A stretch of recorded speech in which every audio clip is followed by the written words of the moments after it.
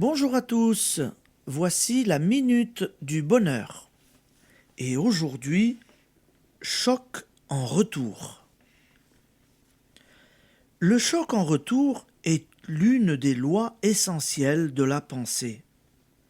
De même que la réflexion du son et des rayons est l'une des lois de la nature. Vos pensées, vos paroles, sont des vibrations qui se propagent en cercle et reviennent à leur point de départ. Vous, exactement comme les ondulations d'un liquide. Lorsque vous jetez un caillou dans l'eau, le point de chute est le centre d'ondulation qui grandissent jusqu'à ce qu'elle rencontre un obstacle, la rive ou le récipient.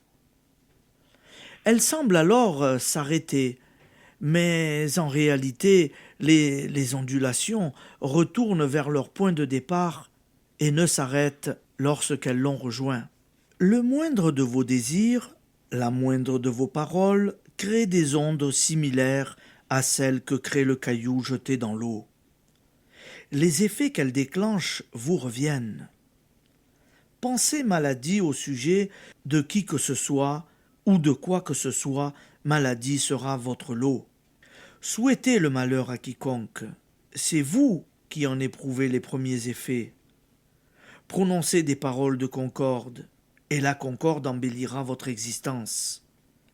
Lorsqu'on connaît cette loi, on n'est plus surpris des misères du monde, où tant de bonnes gens, plus ignorants qu'en foncièrement méchants, croient bien faire en vivant dans la rancune et dans la détestation de leur prochain.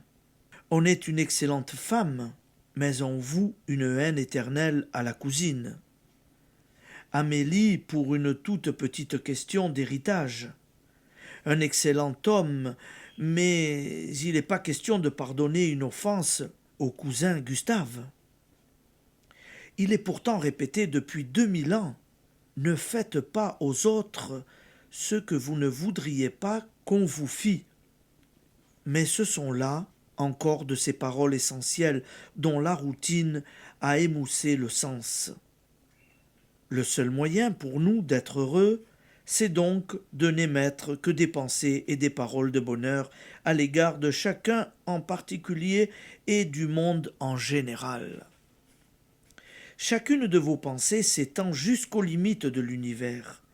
Elle fait vibrer au passage toutes les pensées accordées au même diapason.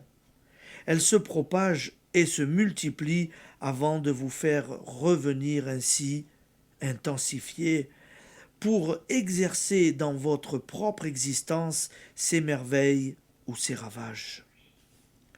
Comprenez-vous que nous avons tous notre part dans le désarroi universel et que vous avez peut-être été jusqu'ici, sans le savoir, votre ennemi numéro 1.